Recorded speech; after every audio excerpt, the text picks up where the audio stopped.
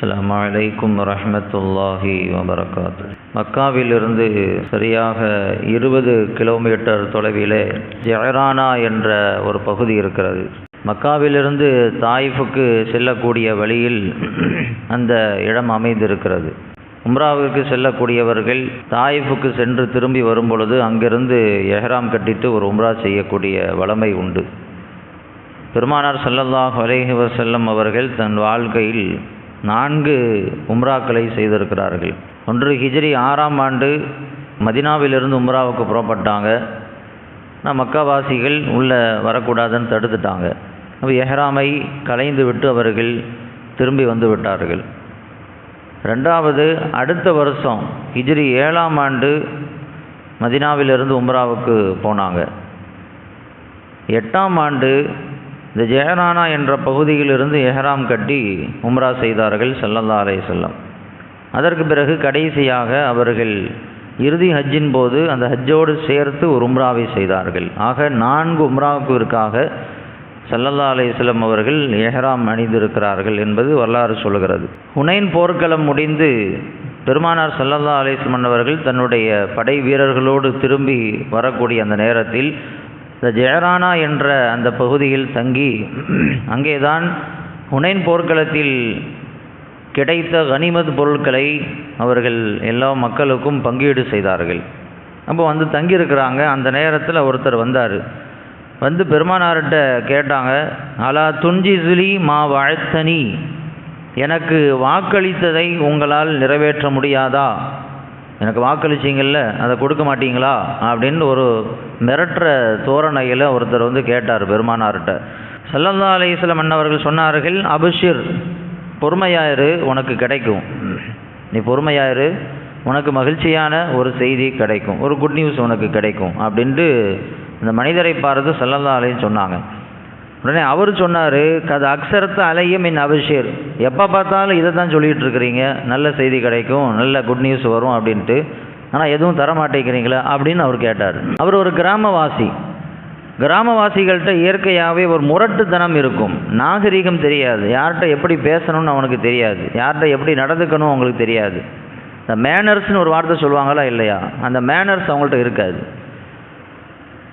பெருமானார் ஸல்லல்லாஹு அலைஹி வஸல்லம் அவங்க கூட சொன்னாங்க, மன் சக்கனல் பாதியத்த ஜஃபா, கிராமத்தில் யார் வசிக்கிறாரோ அவர் முரட்டுத்தனமாக தான் இருப்பார் அப்படின்னாங்க. இப்போ ஒரு கிராமவாசி, அதனால் பெருமானாருடைய கண்ணியம் தெரியலை, யார்கிட்ட எப்படி பேசணும்னு அவருக்கு புரியலை. அதனால் எனக்கு கொடுங்க அப்படின்னு மிரட்டி கேட்டார். சரிப்பா, கொஞ்சம் அமைதியாரி, உனக்கு நல்ல செய்தி கிடைக்கும், நீ நினச்சது கிடைக்கும் அப்படின்னு சொன்ன பொழுது அமைதியாக போகாமல், எப்போ பார்த்தாலும் இதை தான் சொல்கிறீங்க, ஆனால் ஒன்றும் கிடைக்க மாட்டேங்குதா அப்படின்னு அவர் சொன்னார். ஸல்லல்லாஹு அலைஹி வஸல்லம் அன்னவர்கள் அவருக்கு அதை புரிய வைக்க வேண்டும் என்பதற்காக, யார்கிட்ட எப்படி நடக்கணும் அப்படிங்கிறத விளங்க வைக்கணும், 2வது அல்லாஹுடைய தூதருடைய மதிப்பு என்ன அப்படின்னு அவங்களுக்கு புரிய வைக்கணும் அப்படிங்கிறதுக்காக ஸல்லல்லாஹு அலைஹி வஸல்லம் சொன்னாங்க, ரத்தல் புஷ்ரா, அவருக்கு ஒரு சுப செய்தி உண்டுன்னு நான் சொன்னேன், அவர் வந்து வேண்டான்னு மறுத்துட்டார். பக்கத்தில் இருந்த அபு மூஸல் அஷ்அரி ரலியல்லாஹு தஆலா அன்ஹு, பிலால் ரலியல்லாஹு தஆலா அன்ஹு, அந்த 2 பேரையும் கூப்பிட்டு சொன்னாங்க, நீங்கள் அந்த சுப செய்தி எடுத்துக்கிறீங்களா? அவர்கிட்ட கொடுத்தேன், வேணுமான்னு கேட்டேன், வேண்டான்ட்டார். உங்களுக்கு வேணுமான்னு நான் கேட்டாங்க. அவங்க சொன்னாங்க, கபில்னா, எங்களுக்கு வேணும், எங்களுக்கு அதை கொடுங்க அப்படின்ட்டு அந்த 2 சஹாபாக்களும் சொன்னார்கள். ஸல்லல்லாஹு அலைஹி வஸல்லம் அவர்கள் ஒரு பாத்திரத்தில் தண்ணி கொண்டு வர சொன்னாங்க. ஒரு பாத்திரத்தில் தண்ணி கொண்டு வரப்பட்டது. அந்த தண்ணீரில் தன்னுடைய கைகளை கழுவினார்கள். உள்ள கையை விட்டு பெருமானார் ஸல்லல்லாஹு அலைஹி வஸல்லம் கழுவுனாங்க. கழுவிட்டு தன்னுடைய முபாரக்கான எச்சிலை அதில் உமிழ்ந்தார்கள். தன்னுடைய உமிழ் நீரை அதில் உமிழ்ந்தாங்க. உமிழ்ந்துட்டு ஸல்லல்லாஹு அலைஹி வஸல்லம் அன்னவர்கள் அந்த 2 சஹாபாக்களையும் பார்த்து சொன்னார்கள், இஷ்ரபா மின்ஹு, இதை குடிங்க அப்படின்னாங்க. இதை குடிங்க.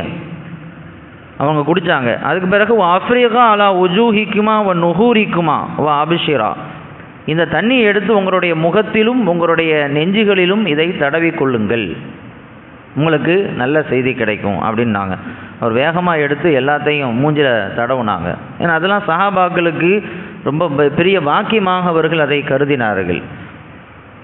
2 பேர் சஹாபாக்களும் வேக வேகமாக அதை தண்ணி எடுத்து குடித்தாங்க, தன்னுடைய முகத்தில் தடவுனாங்க, தன்னுடைய மேனையெல்லாம் தடவிக்கிட்டாங்க.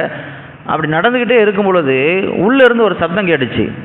உள்ள ஒரு டென்ட்டு, அந்த டென்ட்டில் இருந்து ஒரு சப்தம் கேட்டுச்சு, அஃபுதிலா லி உம்மிக்குமா, உங்களுடைய உம்மா உள்ளே இருக்கமா, எனக்கும் மிச்சம் கொடுங்க, நீங்களே எல்லாத்தையும் காலி பண்ணிடாதீங்க அப்படின்னு உம்மு சலமா ரலியல்லாஹு தஆலா அன்ஹா, பெருமானாருடைய மனைவி, அவங்க மூமின்களுக்கு தாயார் அல்லவா, அவங்க சொன்னாங்க, உங்களுடைய தாயார் உள்ளே இருக்கம்பா, பெருமானாருடைய கரம்பட்ட தண்ணீர், பெருமானாருடைய உமிழ் நீர் கலந்த தண்ணீர் எல்லாத்தையும் நீங்களே காலி பண்ணிடாதீங்க, எனக்கும் மிச்சம் இருந்தால் கொடுங்க அப்படின்னு உள்ளேருந்து கேட்டாங்க.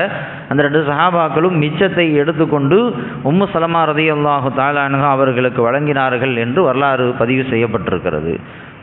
பெருமானார் ஸல்லல்லாஹு அலைஹி வஸல்லம் அன்னவர்கள் இந்த ஹதீஸில் தான் யார் என்பதை அங்கே காட்டுகிறார்கள். ரசூலுல்லாஹ்விடத்தில் எப்படி நடந்து கொள்ள வேண்டும் என்பதை அங்கே அந்த கிராமவாசிக்கு புரிய வைக்கிறதுக்காக இது செய்கிறாங்க.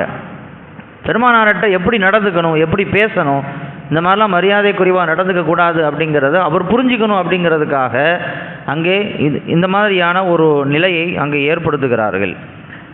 சஹாபாக்கள் பொதுவாக பெருமானாருடைய பரக்கத்தை விரும்பக்கூடியவர்கள். அவர்களுடைய வேர்வை, அவர்களுடைய முடி, அவர்களுடைய முபாரக்கான எச்சில், ஒழு செய்த மிச்ச தண்ணீர், இதையெல்லாம் அவர்கள் எடுத்துக்கொண்டு அதை பரக்கத்தாக கருதினார்கள். பெருமானார் ஸல்லல்லாஹு அலைஹி வஸல்லம் அது பரக்கத்தாகவும் இருந்தது. அதனால தான் உள்ளே இருந்து உம்மு சலமா ரலியல்லாஹு தஆலா அன்ஹா, எனக்கு கொஞ்சம் மிச்சம் இருந்தால் கொடுங்கப்பா அப்படின்னு கேட்டாங்க. இப்படி பல சமயங்களில் கிராமவாசிகள், கிராமப்புறத்தை சார்ந்தவர்கள் நபியிடத்தில் நாகரிகம் தெரியாமல், மரியாதை தெரியாமல், கரடு முரடாக நடந்த நிகழ்வுகள், வரலாறுகள் நிறைய உண்டு. ஆனால் அப்பொழுதெல்லாம் பெருமானார் ஸல்லல்லாஹு அலைஹி வஸல்லம் கோபப்படாமல் நிதானமாக சகிப்புத்தன்மையோடு பொறுமையோடு நடந்து கொண்டு அவர்களுக்கு அதை புரிய வைக்க முயற்சித்திருக்கிறார்கள் பெருமானார் ஸல்லல்லாஹு அலைஹி வஸல்லம் அன்னவர்கள். ஒரு நாள் மஸ்ஜித் நபவியில் அமர்ந்து இருக்கிற பொழுது ஒருத்தர் வந்தார். ஒருத்தர் வந்து நேராக கையை தூக்கிட்டு, அல்லாஹும்ம ரஹம்னி வ முஹம்மதா, யா அல்லாஹ் எனக்கும் முஹம்மதுக்கு மட்டும் நீ கிருபை செய், வலா தரஹம் மஅனா அஹதா, வேறு யாருக்கும் கிருபை செய்யாத அப்படின்ட்டு அவர் சொன்னார். எனக்கும் ஸல்லல்லாஹு அலைஹி வஸல்லம் அவங்களுக்கு மட்டும் நீ என்ன செய், ரஹமத் செய், இந்த ரஹமத்தில் வேறு யாரையும் கூட்டாக்கிறாத அப்படின்ட்டு அவர் பாஷையில் கேட்டார். கேட்டுட்டு கொஞ்ச நேரத்தில் என்ன பண்ணார், வேகமாக மஸ்ஜித் நபவியில் ஓரமாக உட்காந்து சிறுநீர் கழிக்க ஆரம்பிச்சிட்டார். இதை பார்த்த உடனே சஹாபாக்கள்லாம் வேகமாக எஞ்சி கொதிச்சு போய் அவரை தடுக்கிறதுக்கு, என்னப்பா பண்ணுற, மஸ்ஜிதில் செய்யக்கூடிய காரியமா இது அப்படின்ட்டு அவரை தடுக்கிறதுக்கு முயற்சிக்கிற பொழுது ஸல்லல்லாஹு அலைஹி வஸல்லம் சஹாபாக்களை பார்த்து சொன்னார்கள், தஊஹு, அவரை விட்டுருங்க, அவரை தொடாதீங்க, எதையும் சொல்லாதீங்க, அவர் முடிக்கட்டும் அப்படின்ட்டு ஸல்லல்லாஹு அலைஹி சொன்னவர்கள் சஹாபாக்களை தடுத்து நிறுத்துகிறார்கள். அவர் முழுசாக சிறுநீர் கழித்து முழுசாக முடிச்சிட்டார். முடித்த பிறகு அவரை கூப்பிட்டு சொன்னாங்க, இந்த பாருப்பா, இது வந்து மஸ்ஜித், தொழக்கூடிய இடம், இந்த இடத்துல வந்து இந்த மாதிரியான காரியத்தெல்லாம் செய்யக்கூடாது, இது சுத்தமாக வச்சுக்கணும், இந்த மாதிரி நஜீஸான விஷயங்கள் இங்கே வந்து இதை செய்யக்கூடாது அப்படின்னு அவருக்கு புரிய வச்சு அவர் அனுப்புனாங்க. சிறுநீர் கழித்து கொண்டு இருக்கிற பொழுது இப்படி தடான்னு வந்து ஒருத்தரை நிறுத்தக்கூடாது. நிறுத்தும் பொழுது என்ன ஆகும் அப்படின்னு சொன்னால் அது அவருக்கு பாதிப்பை ஏற்படுத்தும். சிறுநீர் கழிக்கும்போது டப்பு நிறுத்தக்கூடாது, அது அவருக்கு உபாதைகளை, நோய்களை ஏற்படுத்தும்.